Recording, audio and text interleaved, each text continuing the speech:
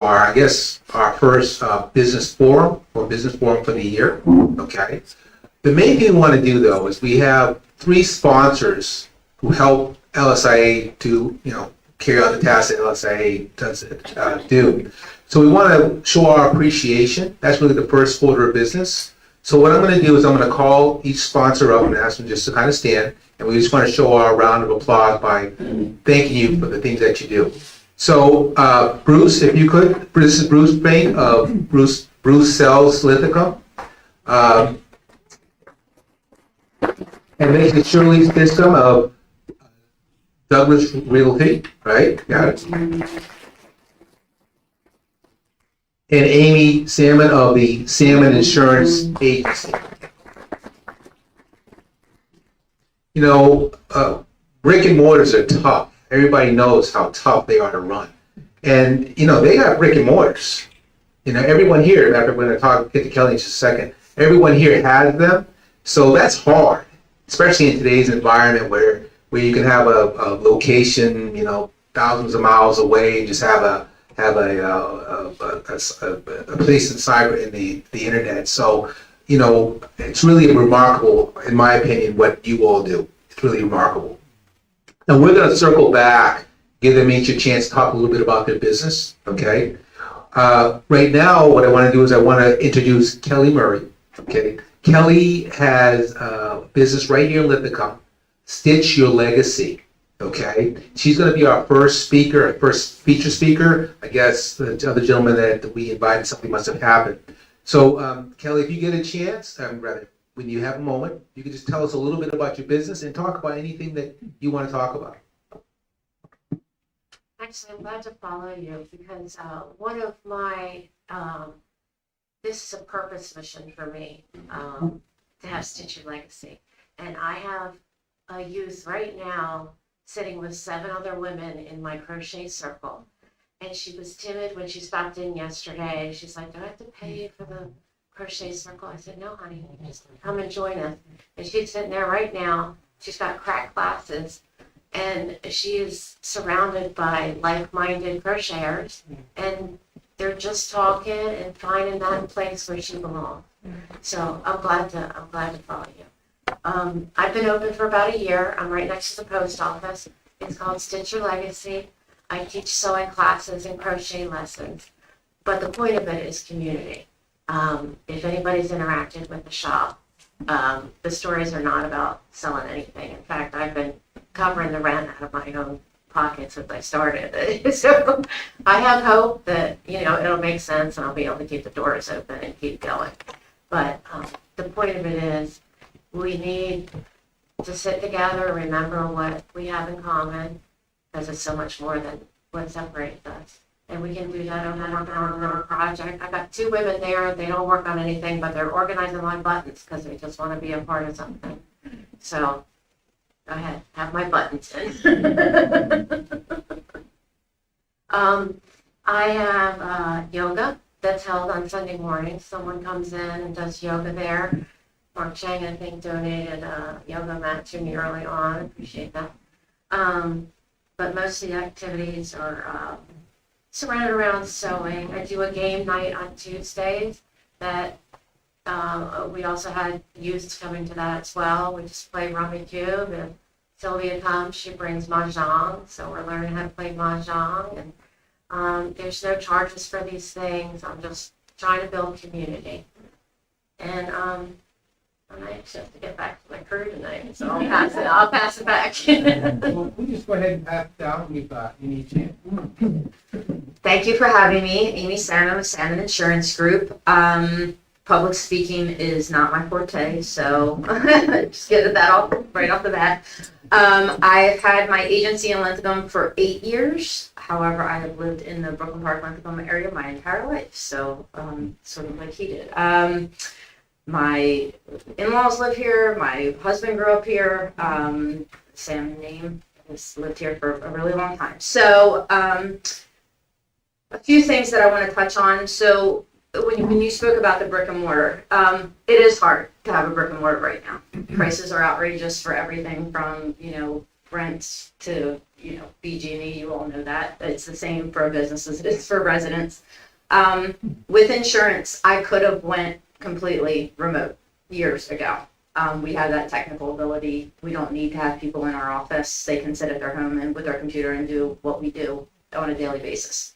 Allstate is my primary, but I can broker through 40 different carriers, so we'll get that off the bat too. So even though it says Allstate on the front of my office, which is right near the light rail crossing at Camp Meade, where a lot of the problems are, and the other ones, so we see it on a daily basis. The light rail is entertaining for us, the crossing there, in a bad way. It's bad entertainment. It says Allstate on the front. That's not all I can do. I am similar to Kelly here. Like, I'm very big on having the brick and mortar stay open. That strip in Lentagum has always been one of my favorites since Chuck's used to be there and everything back in the day, and even before that. But I think it's super important for community that we have the brick and mortars there. When you think of insurance, an insurance office, you might not think of the type of office that I have. I want it to feel warm and cozy. I want everyone to be welcome in my office. That's why we provide free services like free notary services and things like that, especially now that Bank of America is no longer and things like that. The notary services are free to the community. Just stop in. I think it's really important that I keep that brick and mortar open. Okay, so I don't have any plans of shutting that down. As long as I can keep renting there, I'm going to do it. So let's see, what else? I've been doing insurance for 24 years. So just had the agency for 8. Previous to that, I worked for the same agent for 13 years. She trained me well. She had her agency for 45. So I would say I learned from the best. One other thing, again, I had a whole plan of what I was going to talk about, but I'm kind of changing it up now, so bear with me. The things you all said that piqued my interest. When Jonathan was talking about fraud, a lot of people don't know that most insurance carriers offer fraud insurance. Identity theft coverage, some call it, different things like that, that you can either put as an endorsement on your homeowner's insurance, or that you can buy a standalone policy, and it's cheaper because you're going through your insurance company, so they give you a little bit of a break there. A lot of people don't know most credit unions offer it. Most credit cards, like you said, it's easier to do it on a credit card than it is to do it on a debit card. However, if you purchase a standalone policy or put it as an endorsement on your homeowners, it covers you across the board, and generally it's for an amount. So say $25,000 is typically the amount. So that is an option for everyone. If you're concerned about that there you do have that option out there instead of doing it piecemeal with every insurance or every credit card or every bank account, wherever you bank, institution that you bank at. So that is an option for you. As far as the brick and mortar, you all can come into my office for anything. If you have a question about insurance, but you're not insured with me, you can still come in and ask me the question. 24 years I've been doing it. I've pretty much seen everything. Insurance is crazy right now, for lack of a better term, just like everything else. The record inflation that we had, the severe weather has been more severe. You guys, I'm sure, have seen it with the wildfires and the hurricanes and everything that seem to be happening more often and being more severe. They are. The cost of labor and parts and materials and everything is outrageous. You guys, car prices are outrageous, especially used car prices, which is kind of what auto insurance generally covers, right? It covers your car. All of that is driving insurance costs up, which in turn drives insurance premiums up. So my suggestion to you is review your policies, okay? Go to your agent, ask questions. You should have an agent. That's the other thing, okay? So there's a lot of direct carriers out there. I won't name them because I never talk bad about any other carriers, but there are some direct carriers where you can deal with an 800 number. There is a value in having a local agent, someone who knows the area, someone who knows the homes in the area, someone who gets to know you and your family and your situation so that they can guide you. My pet peeve is being able to go, people who aren't licensed in insurance or trained in insurance that can go online and purchase a policy. You all are not trained in insurance. No one should be able to purchase their own policy online. Most people have no idea what they're buying. They come to me and ask me to review it, and when I tell them what they've purchased, they are alarmed, for lack of a better term. So get an agent who knows what they're doing. I would love for it to be me. But if it's not me, still find an agent who's local, who knows insurance, who can guide you, who can get to know your family and guide you along the way, because your insurance needs are going to change. That's the other thing. So that's why I say review your policies. If you haven't reviewed your homeowner's insurance in 7 to 8 years, you should. Things have changed drastically when it comes to homeowner's insurance. The coverage that you had 8 years ago is probably not going to be adequate for you now. So find your agent, find somebody who you trust and who you want to work with, have them review and guide you. And if you have any questions, I'm here to help, and I have lots of giveaways. So please take it home so I don't have to take it home with me. Thank you.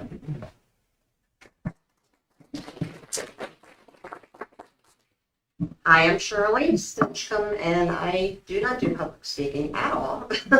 So I just kind of wrote up a little thing that I'm just going to kind of go through. First off, I'd like to thank LSIA for all you do for the community, which is a tremendous amount, and for having us here tonight. I'm a realtor with Douglas Realty. Douglas is the largest independent brokerage in Anne Arundel County, and it has also been recognized as one of America's fastest growing privately owned companies. We have over 400 agents, offices in 5 states as well as DC. We have over 40 syndicated partners, so our listings get maximum exposure. We also fall in the top 3% of companies nationwide based on size. I've been a full-time realtor for almost 20 years now, and although licensed to sell anywhere in Maryland, Linthicum and the surrounding areas are my main markets. I've sold close to 200 homes in Linthicum so far. I'm also a preferred realtor for Charlestown Retirement Community and have been for approximately the last 15 years, helping clients transition to a new stage in their life. Just a little bit about me. I've lived in Linthicum most of my life, live here still. My family goes back 5 generations in Linthicum, back to when Hammond's Ferry was an unpaved road. So you can see I love it here. My dad was a founding father for Andover Pool, and both my mom and grandmother belonged to the Linthicum Women's Club. And my grandfather was one of the many men that literally helped build St. John Church, which that entire church was built by the men of the congregation. My goal as a realtor is to help clients move on to the next stage as seamlessly and stress-free as possible while offering various resources to help with that process. And just to mention, we've been in a very strong seller's market since the pandemic, but we are starting to see a transition a little bit more over to a balanced market now. All I have enough. Well, whatever Shirley said about Douglas Realty, ditto. We work in the same office. My name is Bruce Fink, and I lived in Linthicum for 60 years, not the last 8, but my office is here on Hammond's Ferry Road, the old pharmacy building. So we still call it the pharmacy. It's where we watch the Ravens games a lot of times, and right now I rent some desk space out to Julie Smith, who's a photographer in the neighborhood, and she takes Christmas photos with families and children. So if you want to have a family photo taken this Christmas, come on over. It's set up now. It's only for like the next 3 weeks, so stop in anytime. Also rent desk space to 2 different attorneys. So if you need an attorney, Alan Angel and Caitlin Tauber also work there. And there are probably 4 or 5 of our Douglas Realty agents that use the Linthicum office as their main base. This is my 51st year selling houses in Linthicum. Probably 90% of my business is right here. That's the way I prefer it, and it's worked out great. I see a lot of people in here that have sold their houses in the last several years. And I guess I was thinking about also, I don't know if you've been a member of LSIA for 30 or 40 or 50 years, but when I was the president back in 1985 or 6, I can't remember, we had a contest to name the publication that we sent out each month. And I don't know if anybody participated in that contest, but Bill Coleman from Dogwood Road was the winner. He picked the name Monitor, and that's what we voted on, and we chose that name and it's still the name, correct? Okay, good. All right. So it's just neat to see a lot of people here. And I know when I was president, the fee was $5 a month, $5 a year for the membership, and it hasn't gone up a whole lot, right? It's 20, is that right? It is. So, anybody has any questions? I'm sure you'll have a question and answer session afterwards. But that's all I have to say, and thank you very much for all the business in the last 51 years. So, thank you.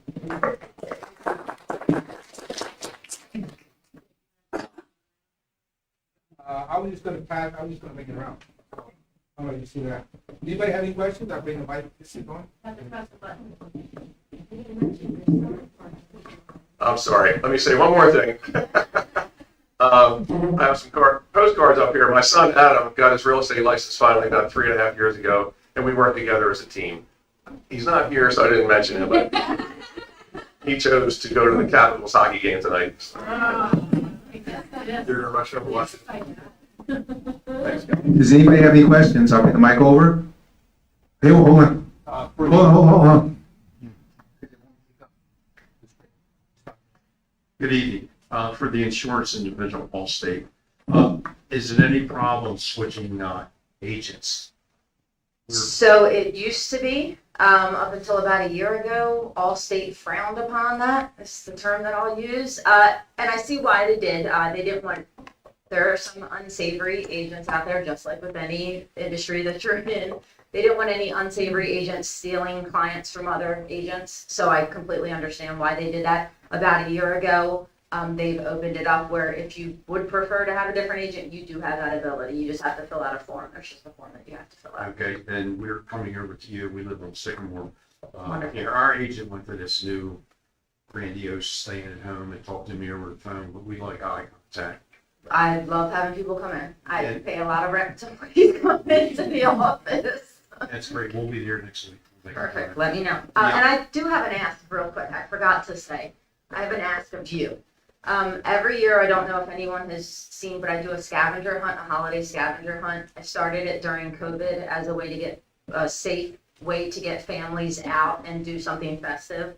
And I couldn't think of anything better but to go and look at Christmas lights and be outside and not be within 6 feet of other people. So in 2020, I asked for people who really love decorating their homes to volunteer, that people could come out. I asked them not to go on your property. I asked them to stand out and take selfies with the things that they have to find. So my daughters and I, now my son, that he's old enough, we go around, we look at all the Christmas lights and we make a route and we have a map, and it's a whole big thing that our family does, which we really love. It's a lot of work though. So if you have a home that is you're festive and you really love decorating, it can be Hanukkah, it can be Christmas, it can be any of the holidays that you like to decorate for. I would love to have you in our scavenger hunt this year. We ask for volunteers. At the end, when people do the scavenger hunt, if they find all 10 or 12 houses, depending on how many we have this year, I enter them into a drawing. And again, this was my thought process, was how do I support the local businesses that were really hurting during COVID? So all the restaurants and things like that. So I would go out and I bought gift cards from them to try to support them, and then I give away the gift cards as prizes for the scavenger hunt. So it was a way to give back to the businesses and to the community and do something fun for the holidays. So if you have a home that you want to have in the scavenger hunt, if you could please let me know. I'm looking for volunteers. Yes, yes, yes. My office and Jeff are always on that, FYI. Give you a hint since you're here. You get a hint no one else gets. The first one is my office. I don't tell you that, so we like to sit in the office and laugh as people go and get in their car and go to pull away, and then are like, and they come back up and take a selfie with the office. So you guys get a hint, insider knowledge. So. I like the aspect of you visiting a client's home, because their price of lumber has went up so much, and undervalue insurance policies not kept up to date. And Absolutely. antiques and stuff in separate riders. Mm-hmm. And talking to Pam, she helped us out with the umbrella policy about 3 years ago to suggest it, and it really helped. So we'll be seeing you next week. Wonderful. I love it. Any other questions? Can pass the mic around? Anybody else?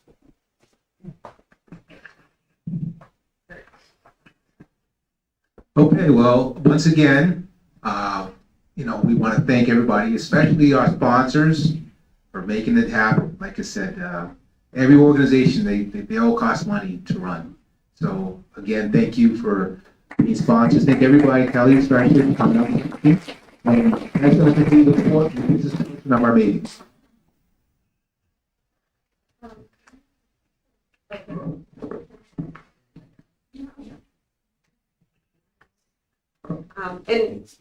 I want to thank all of you for coming as well. I really appreciate you taking the time, and it really is kind of, I do think Linthicum's really kind of special in that we have people who lived here for so long and, keep their businesses here. So it's really wonderful.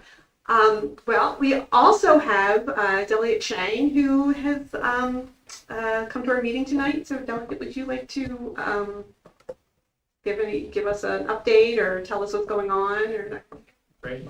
Thank you very much, Kara. Good evening, Lincoln Shipping Improvement Association. Hope everybody's doing well. Happy World Kindness Day.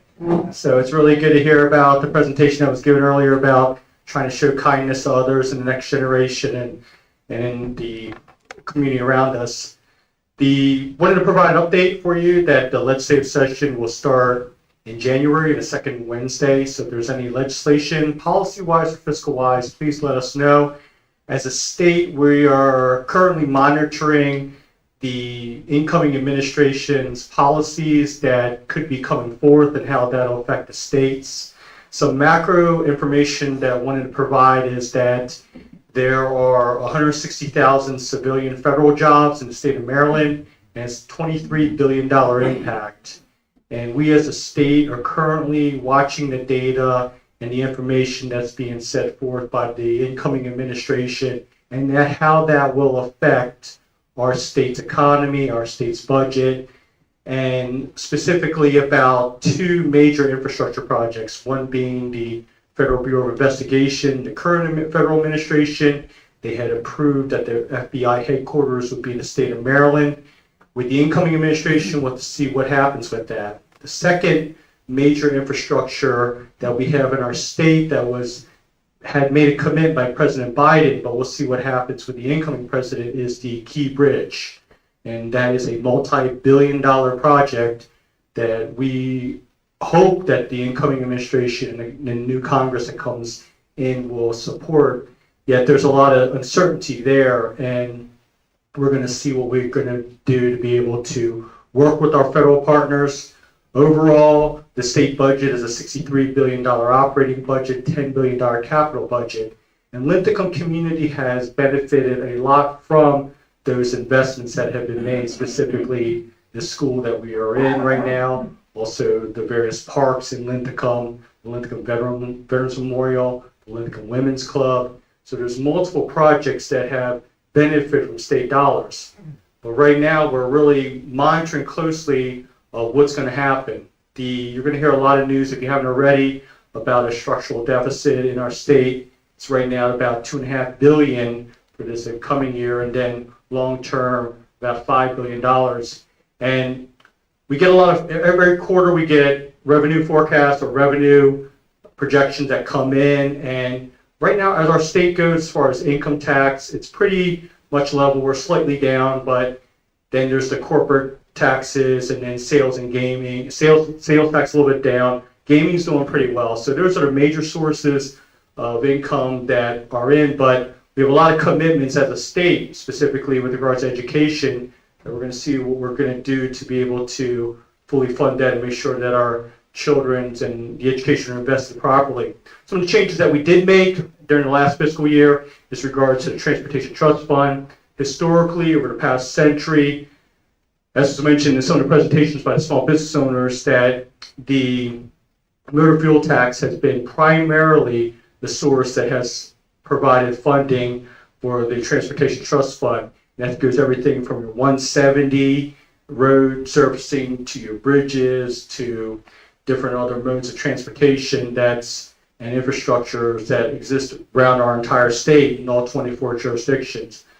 And we've looked at different ways to help be able to mitigate those losses that have happened through the motor fuel tax. And we're going to be looking at other ways to try to help the rest of the state's budget be able to continue to move forward in a very robust way. But all to say is that there's a lot of volatility right now. We'll see what happens on the federal level with monetary policy and fiscal policies and how that affects the states. But as a state, we're going to do the best we can, that work with the incoming federal government, the new administration and the new Congress, and try to work to make sure that we take care of the folks of Linthicum, Anne Arundel County, and the state of Maryland. And that's the update I wanted to provide, but I just wanted to share that it's going to be some very tough fiscal decisions that we're making. A lot of what we do too is that a lot of the infrastructure projects that we do have across the state is we do a lot with the bond investment. So the bond market, we do a lot with issuing bonds, and we've done pretty well as far as bond premiums and being able to pay those debts back. And then currently we have a surplus about $2.5 billion in cash. So what we try to do is we try to invest as much as we can in cash, that we have cash on hand, because recently with inflation and the cost of capital, but now with the interest rates going down and cost of capital being a little bit more affordable, there's a lot of different twists and turns into how we're able to fund different things. All that to say is that if there are specific needs in your community in Linthicum, or the LSIA needs, we're going to be here to work with you, and we'll do the best we can to help you all out. And on a lighter note, it's really cool to see that the businesses are here today, and the small businesses, all the work that you all do, all the investments that you make. Thank you so much. And on a really cool lighter note, looking forward to decorating the Camp Mead area and decorating business. It's always a great time to see during the holidays all the businesses decorate. So if anybody, I'm going to put my other hat on, that the Linthicum Decorating Committee is looking for volunteers. So if you want to help decorate the small businesses in the area, let us know. And thank you very much. Well, let me ask you a question. Who's paying to repair the Key Bridge? Who's going to do that? Well, what happened was we had a commitment from the federal government. So as of right now, we don't know. Why should the federal government pay for it? The ship ran into it. And it was the ship's fault. Either the captain or there was something wrong with the ship. Right, there's litigation going on right now. They still can't settle it? It's collaboration, but it's well. What do you mean a while? Yes, it's going through the litigation process right now, but we as a state want to do what we can to work with our federal partners to get that bridge back up as fast as we can. I mean, 6 people were killed. Correct. Yes, sir. I like to just mention something about Mark. He really represents Anne Arundel County to the best of his ability and beyond. But his arm reaches out all over, because we had a problem on a little community called Church Street in the Anne Arundel County line and Baltimore City line. The road was like a minefield. And I sent the email to Mark. Is there any way we can get that attended to? Because there's a lot of home building, new construction, and steel plates are everywhere.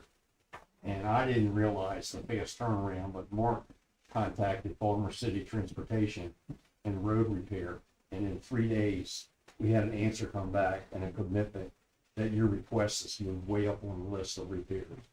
So I'd like to thank you for that. Great, thank you very much. Thank you for sharing that. And that goes back to the piece again with the collaboration. There's 6.5 million Marylanders in the state of Maryland, 24 jurisdictions. Anne Arundel is the 4th largest jurisdiction in the state. So we work with all the different counties and the city of Baltimore with regards to getting that partnership and really making our state the best place that we can. And then taking that step further, with the transition now with the new incoming administration, to be able to work with them and try to see, what we can do to continue to make our state the best place. I will be here the rest of the evening, so if there's any other questions, please feel free to connect. Thanks a lot. Thank you, Madam President. It looks like we're also joined by Senator Vidal. Would you like to say anything to the group? Thank you. I apologize for being late, but my dad is in assisted living and he's 96 and a half, not doing particularly well. So we go up every night and I stay till the caregiver comes at night. Besides being in assisted living, we have a caregiver that comes for 12 hours a night. Don't get old. It's not fun. And so I stay till the caregiver comes, which is 7 o'clock. So thank you all for being here. This is the most well-attended association of any that I attend. I don't know about Mark, but it's really nice to be here tonight. And Mark is doing a great job. He's vice chair of appropriations, but more importantly, he's chair of the capital budget in the House. So anything that we need that we're looking for funding, it's Mark. I always say he's my money guy. I can do policy, and my committee does policy that costs money, but then we go to Mark to get him to pay for it. So Mark, thank you for all that you do. So, I live nearby, one street over on Paramount, and I'm the chair of the finance committee. So there's 4 committees in the Senate. I chair the finance committee, but we don't do the money. People think finance, we must do budget, tax. No, we don't do any of that. We do healthcare policy and business policy. So the big issues that we'll be seeing this year are going to be about this, what we call the AHEAD model. You've always known it as the all-payer system in Maryland. It's why all of our hospitals get paid the same. It's why we don't have to have hospitals for the indigent because of this process that we've had federal government for the last 10 years. So we are renewing it now called the AHEAD model and 4 other states. So we have 5 states that want to be part of this model. We've been the pilot for the last 10 years, but 4 other states want to join us. The only problem is all 5 of the states voted Democratic for president, and we're afraid that the new president's going to eliminate the program. And we don't know what we'll do because it will totally change healthcare in Maryland. So that's the first big issue my committee will be working on this year. The next issue is going to be about drug prices. So we are the first state now to recommend an upper payment limit for certain drugs. It's going to start as a pilot with Medicaid and state employees' benefits. And if it works well, we'll be able to continue it and do upper payment limits for all drugs. Sounds great, except we don't know what it will do to the supply. Because if drug companies don't feel like they're getting paid what other states pay, we may have a supply issue. So it's good that we're starting slow to try to reduce the cost of drugs. That's the greatest expense in your healthcare plans, is the cost of drugs. And so we're working on that. There's going to be more cannabis legislation this year because, we introduced cannabis, made it recreational a couple years ago, and it has gone very well in Maryland. But a lot of states have begun to do on-premises consumption.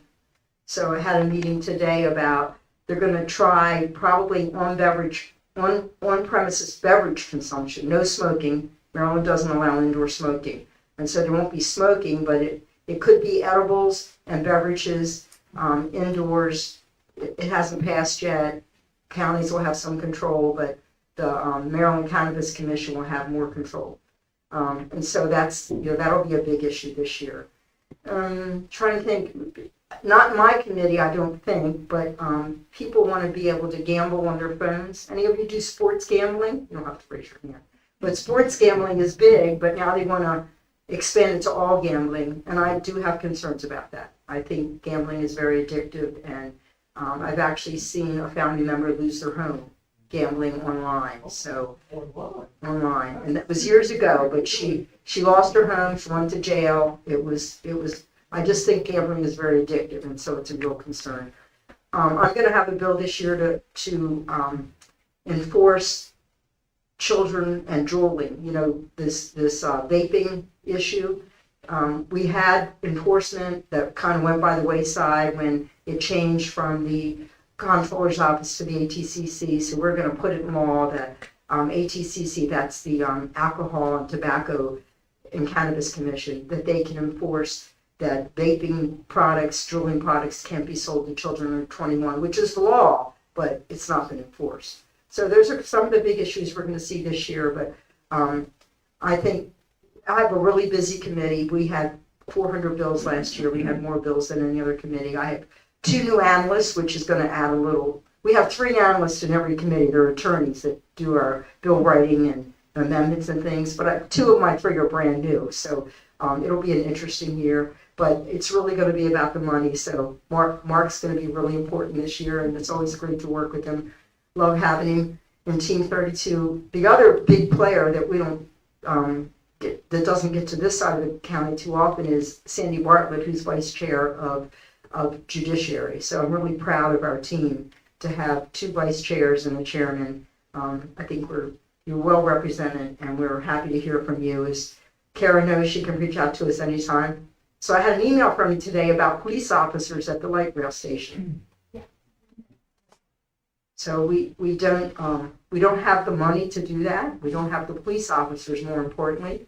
So even if we could get a grant from MTA or MDOT to do that, our police officers are so short. They've taken some of them out of the middle schools. They've taken some out of other programs in the county to put them on the road.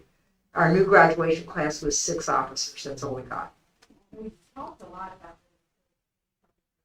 this. My understanding was when there was some kind of coverage of There was. previously, that maybe they were gay or anything like that? No, they were county police officers that were funded by an MTA grant. Oh, It wasn't county money. Well, it shouldn't be county money, right? I mean, it's a state problem. Why should it be county money? But it was police officers. And so we just don't have the officers at this point, but I think it's something we can continue. Now, we took the light rail up last week to go to the Ravens game, and actually it was pretty quiet there at the stop. I know there have been some issues on game days, but there wasn't any issue, fortunately, on that day. So I guess we were lucky. Maybe they knew I was coming. I don't know.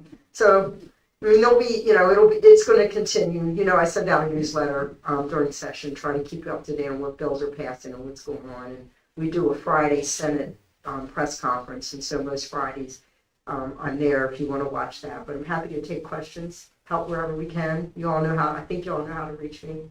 I've had the same phone number and email forever. So, any questions? Yes, sir. I just want to thank Mark and you for all the work you do. I get your newsletter and I read, and I can't believe all the things you're involved with. I have to lay down, I get tired. But I just believe it's a hard job you got, both of you, and I thank you for how hard you work for us. Thank you. I think we're both very dedicated to the community. People ask me, what's leadership? And to me, it's service. It's service to all of you. It's service to my committee. It's service to our state. And if you don't want to serve people, you shouldn't be in this job, quite frankly. But thank you for that. I really appreciate it. Any other questions or comments? Yes, ma'am. There has been a lot of talk on the radio. So there has been a lot of talk on the radios about the disconnect between the law enforcement and the juvenile justice system, and the rising stats in especially repeat offenders and the communication issues between them. And so when that has been asked to our officers who used to come in past months, and they basically said to ask,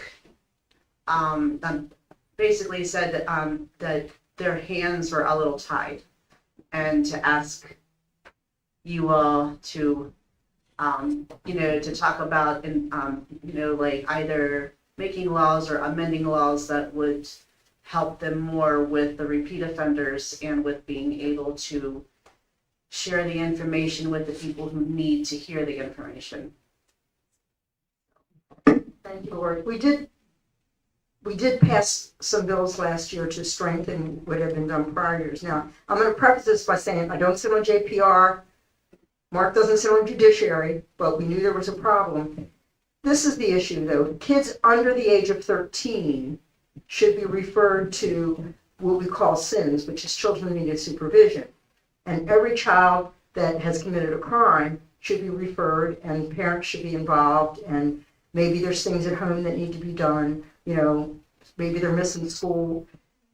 Police were referring, children in need of supervision weren't responding, or if it's a Friday evening, it'd be Monday before they're back in the office. And so police got frustrated and they stopped referring.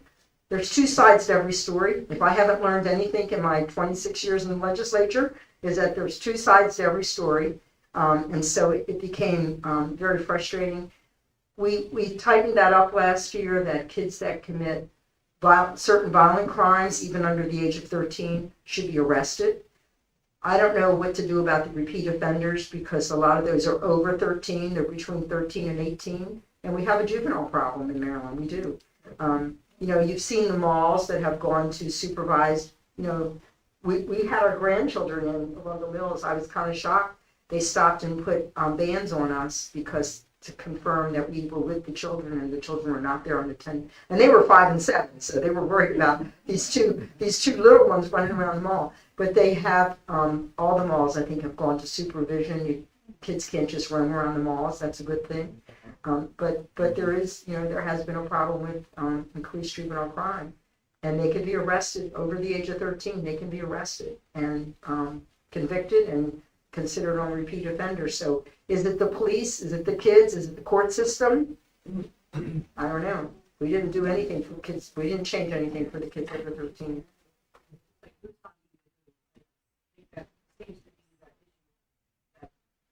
Even like radio announcers on local stations like, CAL or whatever, are talking about, so. When they review the stats with us, crime is down. But when you hear people talking, it sounds like crime is up. So I can only look at the stats. I don't listen to the radio, I'll be honest. I do, I listen to podcasts in the car, I don't listen to the radio stations. Anything else? All right, thank you to our businesses. We appreciate having you in Linthicum.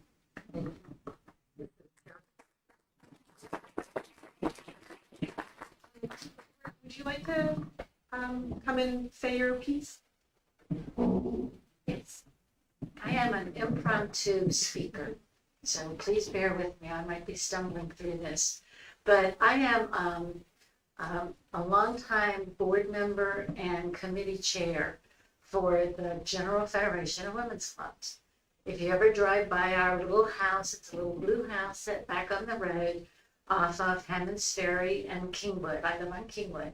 So I get to walk to club meetings. I don't have to vie for parking spots. But I'm standing up here simply because I want to tell you about our annual Holly Mart.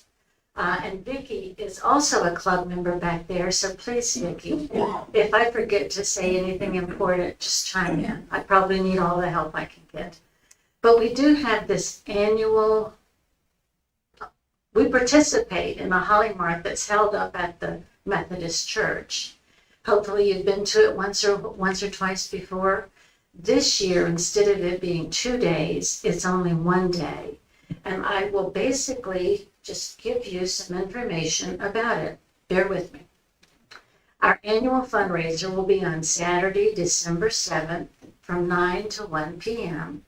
at Linthicum Heights United Methodist Church. It's on School Lane for those of you who may be new or not know the area. Plan now to enjoy the usual festive offerings of the annual Holly Mart. Meet old and new friends and purchase many beautiful items at bargain prices.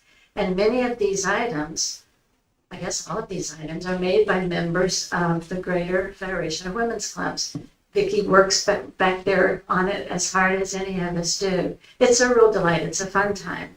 So there are beautiful items at bargain prices. There's a fun area called the Children's Corner. We have beautiful Christmas arrangements, wreaths, fresh cut greens, homemade candy, delicious baked goods. And we have a very popular jewelry table. We donate our jewelry and members in the neighborhood donate jewelry and the prices can't be beat. I mean, come and steal some jewelry for us and we'll be perfectly happy. So I just wanted to make sure. Some of you probably are already very aware of this and attend this event, but I'm just happy to stand up here and advocate for those of you who don't know anything about it to come and check it out. It's called Holly Mart, December 7th, did I say? Mm-hmm. Yes, okay. Thank you. Any questions? So the desserts are not from Costco, they're homemade, really? They are homemade. I didn't think anybody baked anymore. Trust me, I'll show you my recipe list in here if you like. Everything is real and it's genuinely due to love of the community and our effort to try to do the best that we can to keep people here. Very pleased to be living in Linthicum. When I first moved here, and it's been many, many years, I would drive, and like I said, I'm on Kingwood. So I drove by this blue house set back from the street, and I saw a sign on it that said GFWC. I had no idea what it meant. I figured basically it was the Greater Ferndale something. So I'm happy to know what it is, and I would like for those of you who don't know to come and expose yourselves to it. Questions? Thank you, Vicki. Thank you very much. Do we have anything from any of our board members, any updates or anything, Lori? No? Just like Secretary Moment. As of now, there are 349 members.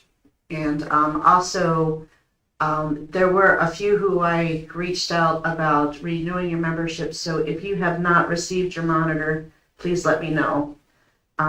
So hopefully I didn't miss, a couple. Okay, thank you very much. So next month, we're going to have Councilman Smith come and talk to us. I know he often stops by and answers questions and talks about whatever people are interested in, but it's going to be a focused discussion on the rezoning efforts and the Region 1 plan. So if you want to make sure that you attend, it's your opportunity to talk to him in person. Does anybody have any questions for us? Two things. I sent an email to the police department. It's for radar on Benton Avenue, sporadically throughout the month, between 7:30 and 8:30. And they showed up twice, so that's looking good. You might want to let everybody know in the monitor that it's being acted, the speed on Benton Avenue, your neighborhood. Okay. And the other thing is, at our new laundromat, I met the young lady that's involved with scheduling the events at in the park. Yes. And she's looking for somebody from the Naval Academy to come up with a small ensemble, but nobody will get back to her. So if anybody knows any contact, let the ladies club know, because they'd like to have them on Sunday. Okay, that's very useful. We're looking for the Navy band? She said somebody Yeah, from a Navy band that'll play, Right, so you're looking to get the Navy band one. yeah, she said they made several phone calls, but no return.